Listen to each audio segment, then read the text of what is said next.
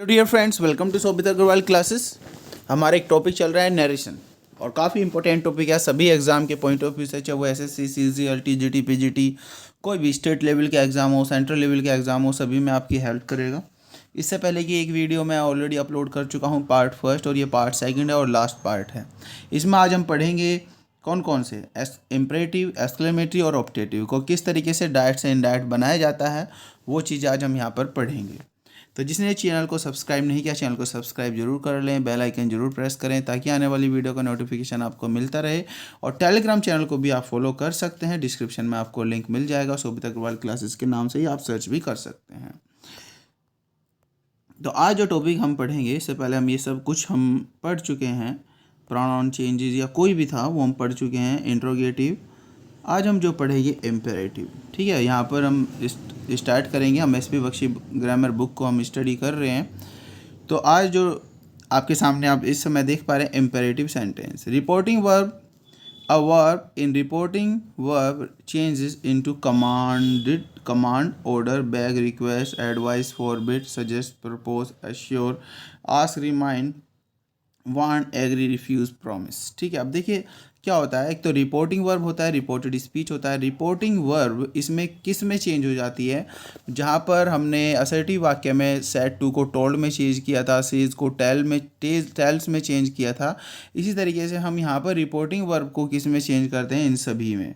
ठीक है। जो ऐसा भी वाक्य की सेंस होगी उसी में ही चेंज हो जाएगा। अगर वहाँ पर आज्ञा दी जा रही है तो ऑर्डर कमांड हो जाएगा, रिक्वेस्ट की जा रही है तो बैग रिक्वेस्ट हो जाएगा, किसी को सलाह दी जा रही है एडवाइस हो जाएगा, फॉरबिड किसी को मना की जा रही है किसी चीज़ के लिए तो फॉरबिड हो जाएगा, सजेस्ट किया जा रहा है, प्रपोज किया जा रहा है, सुझाव दिया जा रहा है, तभी भी हम ये यूज़ कर लेंगे। ठीक है। इस तरीके से आप यूज़ कर सकते हैं। तो इम्परेटिव सेंटेंस मैं आपको पहले बता चुका हूँ क्या होता है। इम्परेटिव सेंटेंस में आप एक तरीके से इन्हें हिंदी में बोलते हैं आज्ञात्मक वाक्य भी इन्हें कहते हैं, जहाँ पर आपको जो सब्जेक्ट होता है वो छिपा होता है, यू सब्जेक्ट छिपा हुआ होता है, वर्ब की फर्स्ट फॉर्म से ये बेसिकली वाक्य स्टार्ट होता है। कभी कभी प्लीज़ कुछ कुछ वर्ड्स आ सकते हैं, लेकिन ज़रूरी नहीं है वो आए। लेकिन आप बेसिकली ध्यान रखना, इम्परेटिव सेंटेंस में आपको या तो आज्ञा दी जाएगी, किसी को सलाह दी जाएगी, रिक्वेस्ट की जाएगी, ये होता है इम्पेरेटिव सेंटेंस। और इसका डायरेक्ट से इनडायरेक्ट कैसे बनाते हैं वो भी अब देख लेते हैं।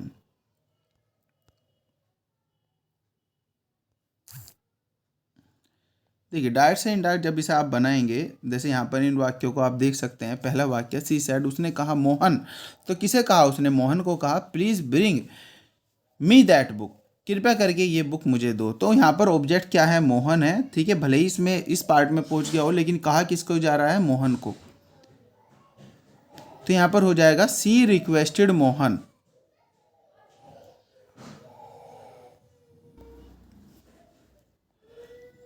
तो इस वाक्य को जैसे आप देख पा रहे होंगे, तो यहाँ पर रिक्वेस्ट की जा रही है। प्लीज़ जहाँ पर भी आएगा वो रिक्वेस्ट होगा, तो यहाँ पर रिक्वेस्टेड हो गया, सेड की जगह रिक्वेस्टेड हो गया। फिर यहाँ पर ऑब्जेक्ट क्या था, मोहन।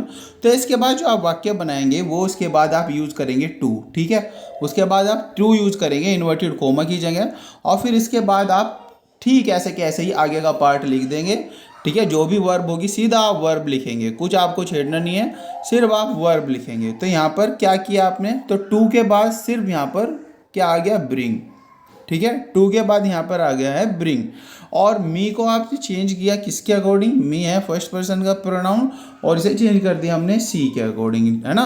और फर्स्ट पर्सन का प्रोनाउन सब्जेक्ट के अकॉर्डिंग चेंज करते हैं, तो यहाँ पर हर हो गया है।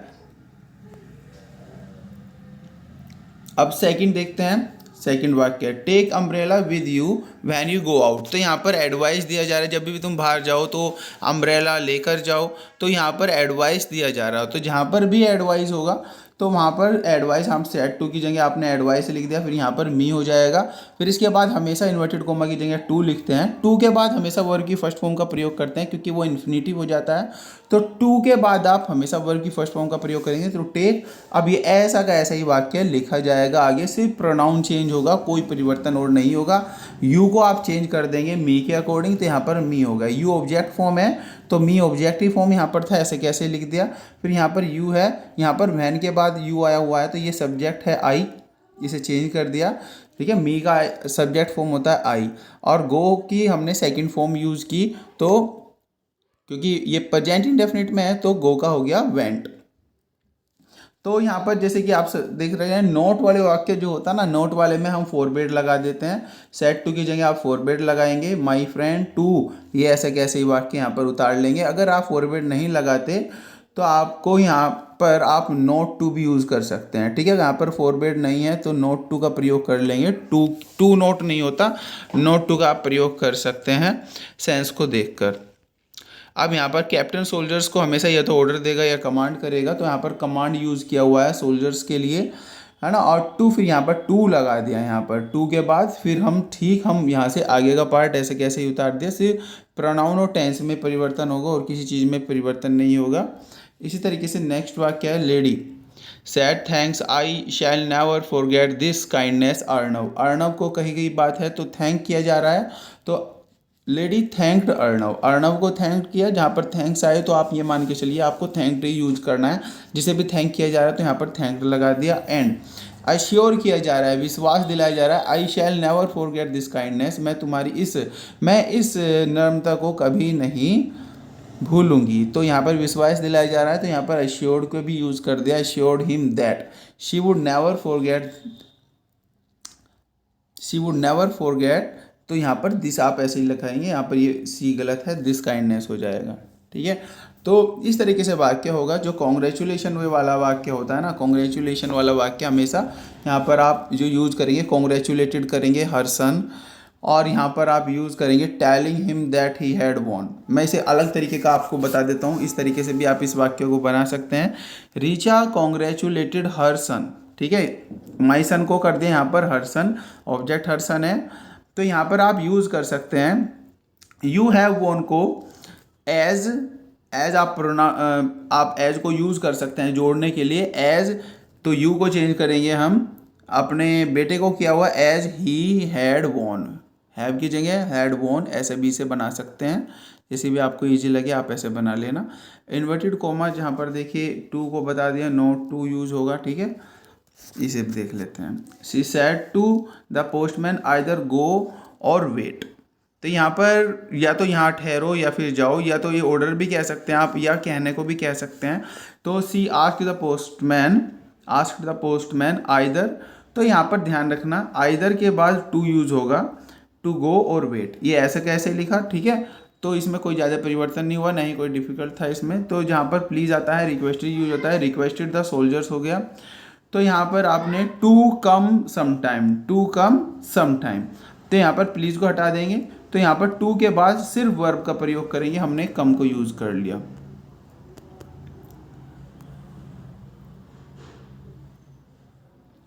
इसी तरीके से ये वाक्य है, Richa said to her friend if I were you I would not care for such man, ठीक है। इस तरीके से वाक्य आप समझ लेना, ये ऐसे ही वाक्य बनेगा, स्ट्रक्चर देख लेना बस, और कुछ नहीं देखना आपको इसमें।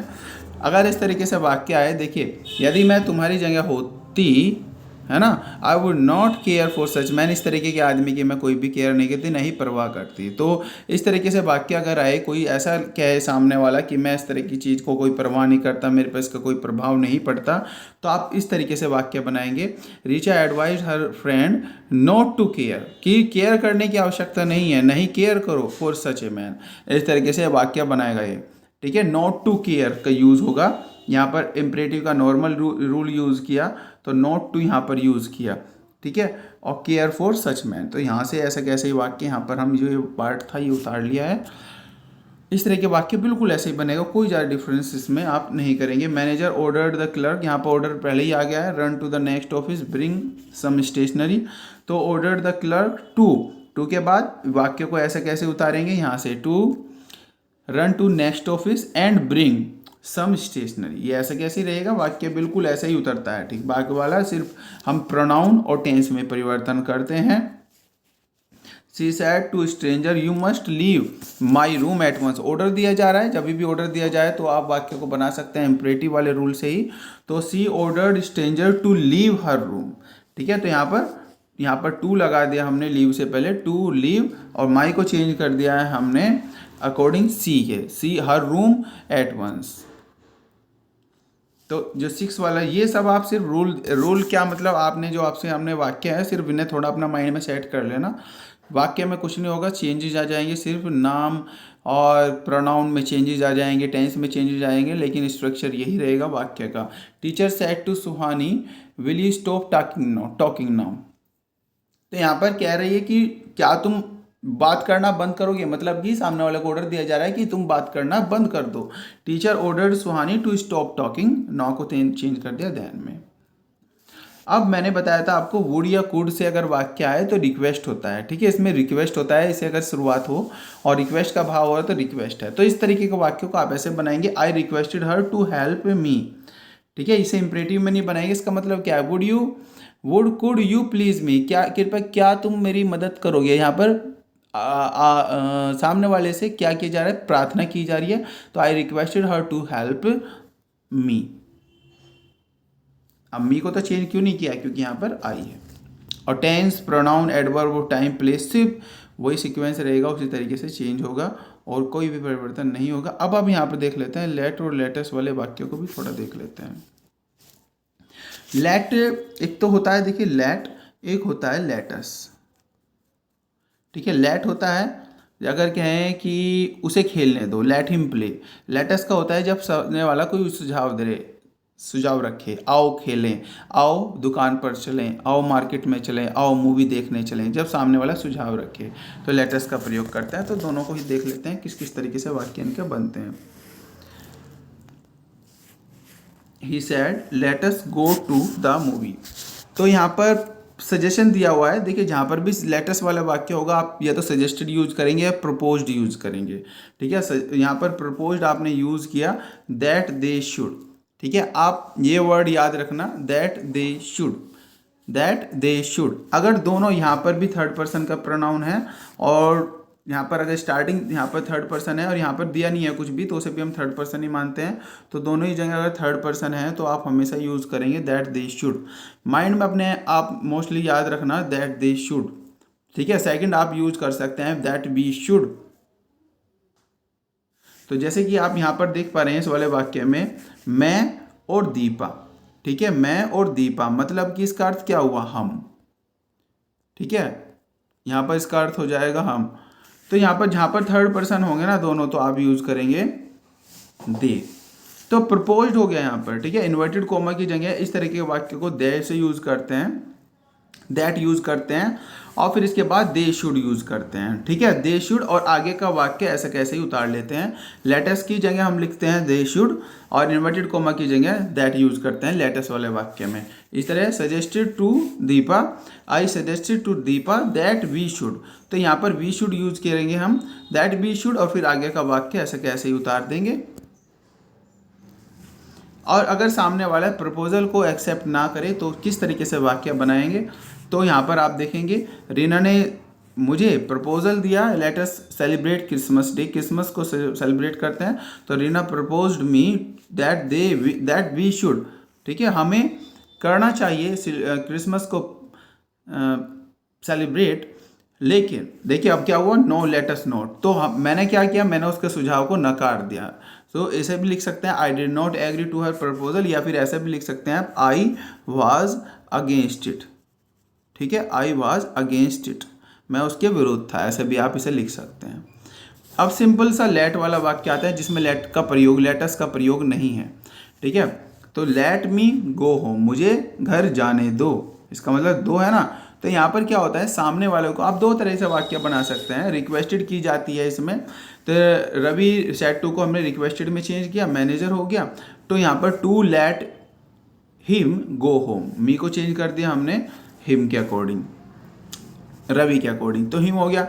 तो यहाँ पर आप जो जनरली हमने इंपरेटिव वाक्य अभी मैंने आपको बताया था वो रूल आप यहाँ पर अप्लाई कर सकते हैं, कोई प्रॉब्लम नहीं है। रिक्वेस्टेड मैनेजर, फिर इसके बाद इन्वर्टेड कोमा की जगह टू प्रयोग करेंगे, फिर ये वाक्य ऐसे कैसे उतार लेंगे। इस तरीके से भी आप वाक्य बना सकते हैं और ऐसे भी बना सकते हैं। अगर कहीं पर किसी चीज़ को करने देने की आज्ञा मानी जाए तो वहाँ पर आप रिक्वेस्टेड का तो यूज़ करेंगे, Ravi requested the manager that, ठीक है, इन्वर्टेड कोमा की जगह दैट प्रयोग करिए, he might be allowed to go home, ऐसे भी आप यूज कर सकते हैं, लेकिन ये सबसे इजी वे है। Girls said to gate keeper let us enter the school. देखिए आप इस वाक्य को देखें, यहाँ पर प्रपोज सजाव नहीं है, यहाँ पर आज्ञा ही मानी जा रही है। गर्ल ने गेटकीपर से कहा late us enter the school, हमें स्कूल के अंदर आने दो। तो यहाँ पर सुझाव नहीं है, यहाँ पर आप भले ही यहाँ पर अस लगाया हुआ है लेकिन यहाँ पर सुझाव ना होकर यहाँ पर आज्ञा ही मानी जा रही है, मांगी जा रही है। तो requested the gate keeper to let, us को चेंज करेंगे दैम में, दैम हो गया एंटर द स्कूल। लेट को ऑर्डर के रूप में, let the customer in, customer को अंदर आने दो। ठीक है, जहाँ पर ऑर्डर के रूप में यूज है आप इस तरीके से यहाँ पर यूज कर सकते हैं। सेट टू को ऑर्डर के रूप में, हिज असिस्टेंट टू, और ऐसे ही वाक्य ऐसे कैसे उतार लेंगे। डू नॉट केयर वाला तो मैंने अभी आपको बताया हुआ है। देखिए इस वाक्य को भी देख लेते हैं, सभी वाक्य ऐसे ही बनेंगे। Let us do not care, ठीक है, लेट को डू नॉट केयर के रूप में कैसे यूज करेंगे। Someone said let it rain I have to go, बारिश होने दो मुझे जाना पड़ेगा। ठीक है, तो यहाँ पर इस तरह के वाक्य जब भी आपके सामने आएगा तो आप वर्ड एक होता है परसिस्ट, परसिस्ट होता है टिके रहना अपनी बात पर, टिके रहना, अड़े रहना। सावन persist that he did not care, भाई उसने अपने शब्दों में कैसा महसूस दिया आपको कि उसे कोई भी परवाह नहीं है, भले ही बारिश पड़े उसे जाना पड़ेगा। तो that he did not care for rain, and के बाद आप यूज़ करके इस वाक्य को नॉर्मली सेंस में यूज करेंगे। आई को चेंज करेंगे ही में, और हैव टू को हैड टू में, और गो। तो इसी तरीके लेट माई फ्रेंड से सो, मेरे मित्रों को ये कहने दो। तो mister Pillai said that she did not care, sorry miss Pillai said that she did not care for her friend. जब कोई किसी चीज़ की परवाह ना करे तो डिड नॉट केयर का यूज़ करेंगे आप। ये वाक्य बिल्कुल वही हैं जो मैंने अभी आपको बताए हुए हैं, आप एक्सरसाइज इनकी करना, और यहाँ पर इसके आंसर्स भी दिए हुए हैं। एक्सक्लेमेटरी सेंटेंस, एक्सक्लेमेटरी क्या होता है, जो हृदय की हमारी तीव्र जो भावनाएं होती हैं, जो उत्तेजित भावनाएं होती हैं, वो जो सजेस्ट करे, वो जो दिखाए, ठीक है, वो क्या होता है, एक्सक्लेमेटरी सेंटेंस। जब भी हमारे हृदय की, जैसे हमने कोई किसी को खेलते हुए देखा, कोई बहुत ही अच्छा खेल रहा है, तो हम उसे क्या करेंगे, अरे वाह तूने तो बहुत बढ़िया खेला, अरे वाह हम तो जीत गए। और हमें दुख की बात हो, अरे ये हमारे साथ क्या हुआ। तो ये जो अरे अरे वाह जो ये शब्द हैं, ये क्या है, एक्सक्लेमेटरी वाक्य होते हैं ये वाक्य। ठीक है, इसी तरीके से आप वाक्य देखेंगे। Reporting verb in reporting verb देखते हैं। Verb in reporting verb change into exclaimed with, आप ये बात ध्यान रखना, ये वर्ड यूज कर लेना, एक्सक्लेम्ड विद। एक्सक्लेम सुख की बात है, एक्सक्लेम्ड विद सोरो। सरप्राइज की बात है, आश्चर्य की बात है, एक्सक्लेम्ड विद सरप्राइज। और जॉय की बात है, एक्सक्लेम्ड विद जॉय। ठीक है, आप ऐसे यूज कर लेना, ये चीज़ आपने माइंड में रखना है। अब देखिए, Portia said good heavens I am ruined, वो नष्ट हो चुकी है। ठीक है, वो नष्ट हुई है। तो यहाँ पर आप देख सकते हैं इस वाक्य को, यहाँ पर दुख की बात है, तो पोर्शिया ने एक्सक्लेम्ड किया सोरो के साथ, इन्वर्टेड कोमा की जगह दैट का प्रयोग करेंगे। आई को चेंज कर दिया हमने पोर्शिया के लिए सी, और आई एम को चेंज करें वॉज में और ruined. Director said what a good dance Suhani, you have won the contest. अब इस वाले वाक्य में आपको एप्रिसिएशन दिख रहा है कि कितना अच्छा डांस किया सुहानी, तुमने कॉन्टेस्ट जीत लिया। तो यहाँ पर एप्रिसिएशन होगा, जहाँ पर अपलोडिंग होगी, प्रशंसा होगी, तो यहाँ पर आप यूज़ कर सकते हैं ये। रिमार्क्ड विद भी कह सकते हैं, यहाँ पर एक्सक्लेम्ड भी कह सकते हैं। डायरेक्टर एक्सक्लेम्ड विद अपलोड, या फिर एक्सक्लेम्ड विद एप्रिसिएशन दैट। फिर सुहानी लिखेंगे यहाँ पर, भाई सुहानी के बोला जा रहा है ना, सुहानी हैड डांस्ड, किसने डांस किया, यू को चेंज करना होगा हमें सुहानी के अकॉर्डिंग, क्योंकि ऑब्जेक्ट है सुहानी। ठीक है, सुहानी ऑब्जेक्ट है तो यू को अब चेंज कर दिया सुहानी, या फिर यहाँ पर सी भी लगा सकते थे, या ऐसे भी कह सकते थे director exclaim with uploading, upload. ठीक है, यहाँ पर आप सुहानी, आप दरअसल इन वाक्यों में हम ऑब्जेक्ट का बेसिकली हम ज़्यादा प्रयोग हम नहीं करते, बचना चाहिए ऑब्जेक्ट का प्रयोग करने से। तो यहाँ पर इस वाले वाक्य में हमने यू को ठीक, हमने प्रोनाउन चेंज ना करके सुहानी के अकॉर्डिंग हमने ठीक सुहानी ही लिख दिया, कोई बड़ी बात नहीं करी हमने। तो सुहानी हैव को जगह चेंज कर दिया हमने हैड, और डांस्ड हो जाएगा डांस्ड वेल। वाट ए डांस को क्या कर दिया यहाँ पर, सुहानी हैड डांस्ड वेल, सुहानी ने अच्छा डांस किया। एंड डिक्लेयर्ड किया, और उसने declared that she had won the contest. Hello Sameer good morning. तो जब किसी को विश किया जाए, ठीक है, जब किसी को विश किया जाए, ग्रीट किया जाए, तो वहाँ पर आप इस तरह वाक्य बनाएंगे। Mona greeted Sameer and wished him good morning. या आप सिंपल सा लिख सकते हैं, क्योंकि हेलो आ गया ना इसलिए ग्रेटेड का यूज़ किया। अगर हेलो ना होता तो आप ऐसे कर सकते थे, Mona wished Sameer good morning, ऐसा लग सकते थे। लेकिन यहाँ पर हेलो आया हुआ है तो ग्रेटेड यूज़ कर लिया। Mona greeted Sameer and wished him good morning. इस तरीके से वाक्य बनाते हैं जब कोई किसी को विश करता है। हाउ फुलिश ऑफ मी, मैं कितना मूर्ख रहा हूँ या हूँ, तो यहाँ पर पछतावा हो रहा है। तो ऐसे भी कह सकते हैं, king exclaimed with regret that he was very foolish. तो यहाँ पर कौन था फुलिश? मी को चेंज किया यहाँ पर ही, और वॉज वेरी फुलिश, मैं कितना मूर्ख था।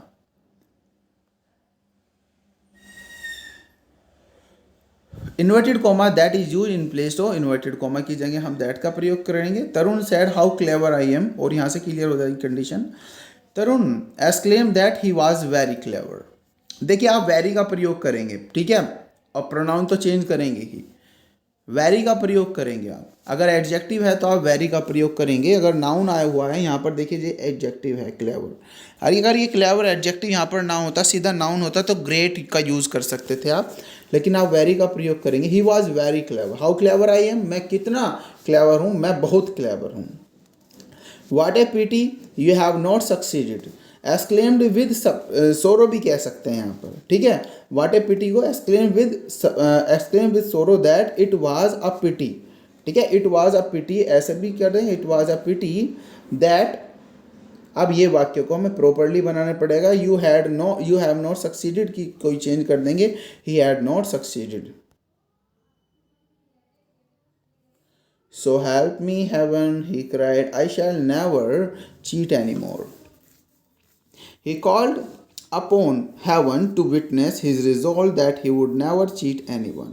देखिए जब भी ऐसा वाक्य हो आपके सामने, जैसे कि आपके सामने वाक्य है, सो हेल्प मी हेवन, ईश्वर से मदद मांगी जाए और कोई चिल्लाए, ठीक है, तो यहाँ पर आप वादा सा कर रहे हो किसी से किसी चीज़ का, देखिए, तो वहाँ पर आप यूज करेंगे call upon heaven to witness, ठीक है, ये वर्ड याद रख लेना। So help me heaven, he cried, उसने चिल्लाया कि मेरी मदद करो ईश्वर, मेरा ईश्वर। I shall never cheat anyone, मैं किसी और की कभी भी चीट नहीं करूँगा। तो यहाँ पर वादा सा कर रहा है, वो ईश्वर की शपथ खाकर वो वादा कर रहा है, तो क्या हो जाएगा, ये वर्ड यूज कर लेना, याद कर लेना कि अगर ऐसी बात हो, called upon heaven to witness his resolve, और वो उसने रिजोल्व लिया दैट ही वुड नेवर, अब इसे हमने यहाँ से चेंज करेंगे, he would never cheat anyone. Be sure, sure आ गया यहाँ पर, तो अश्योर यूज करेंगे हम, ठीक है। Be sure I am always with you said the mother, तो मदर ने क्या कहा, मदर ने विश्वास दिलाया, किसे, अपनी बेटी को, ठीक है, अपने सन को भी हो सकता था, क्योंकि यहाँ बेटा बेटी कुछ बताया हुआ नहीं है, सन भी हो सकता था। Assure her son that she was always with her, inverted comma की जगह दैट यूज किया, और इस वाक्य को बिल्कुल ऐसे ही बनाते हैं। ये कुछ चिन्ह हैं, ठीक है, जिनके साथ आप व्हाट हो, ओ आ गुड हेवंस हो रे, जो है सोरो सरप्राइज यूज करेंगे, ब्रेवो के अप्लोज अप्रिसिएशन, हार्क के लिए लिसन का यूज़ करेंगे, फाइफू के जगह हम यूज़ करेंगे कंटेंट का। अब बात करेंगे ऑप्टेटिव सेंटेंस क्या होता है। ऑप्टेटिव सेंटेंस होता है जब हम किसी की प्रार्थना करते हैं, किसी के लिए अच्छी चीज़ के लिए प्रार्थना, ये ईश्वर से प्रार्थना, या हम किसी को बद्दुआ भी दें, कर्स भी करें, तभी भी हम ऑप्टेटिव सेंटेंस के अंतर्गत ये वाक्य आते हैं। तो रिपोर्टिंग वर्ब का क्या होता है इसमें, verb in reporting verb change into wish and pray, wish और प्रे में आप चेंज कर देंगे इसमें। Old man said to his son may God bless you, तो यहाँ पर रिपोर्टिंग वर्ब को चेंज किया विश्ड में, ठीक है, विश्ड हो जाएगा। और यहाँ पर आप प्रेड भी यूज़ कर सकते थे, old man prayed his son, है ना, या wished his son that God might bless him. Inverted comma की जगह दैट यूज करके वाक्य को बाद में असर्टिव करना है हमेशा। डायरेक्ट से इनडायरेक्ट जब भी बनाएंगे वाक्य को आप असर्टिव करेंगे कंजक्शन के बाद। मे गॉड से और कंट्री, तो भगवान से प्रार्थना की जा रही है, they prayed that God might save their country, और को चेंज कर देंगे देयर में, देयर कंट्री। इसी तरीके ये वाक्य भी है। Inverted coma that is used in place of, inverted coma कैसे होता है, दैट यूज करेंगे इन्वर्टेड कोमा में हमेशा इन तरह के वाक्यों में भी। मे गॉड पार्डन माई सिंस, मेरे पापों को भगवान माफ़ करे, तो यहाँ पर सेड की जगह प्रेड हो गया दैट। अब फिर यहाँ पर इसी तरह वाक्य को असर्टिव करेंगे। गॉड मे को माइट में, पार्डन हिज सिन, माई को चेंज करा हिज में। Beggar said may you live long, beggar ने प्रार्थना की, prayed that she might live long. Old man said to the child God helps you, God old man prayed that God might help the child. ठीक है, I hope आपने काफ़ी हद तक clear कर लिया होगा ये डायरेक्ट से इनडायरेक्ट वाला जो टॉपिक था। उसकी आप एक्सरसाइज कर लेना, एक्सरसाइज का सॉल्यूशन है उसी यूनिट के बाद है। सिंथेसिस मैं कंप्लीट करा चुका हूँ, ऑलमोस्ट हमारा सिलेबस ग्रामर का अब कंप्लीट सा हो ही गया है। और जुड़े रहना सभी शोभिता अग्रवाल क्लासेस के साथ, अपने फ्रेंड्स के साथ वीडियो जरूर शेयर करें और बेल आइकन जरूर प्रेस करें ताकि आने वाली वीडियो का नोटिफिकेशन आपको मिलता रहे। Thank you very much, stay tune, stay blessed, bye bye.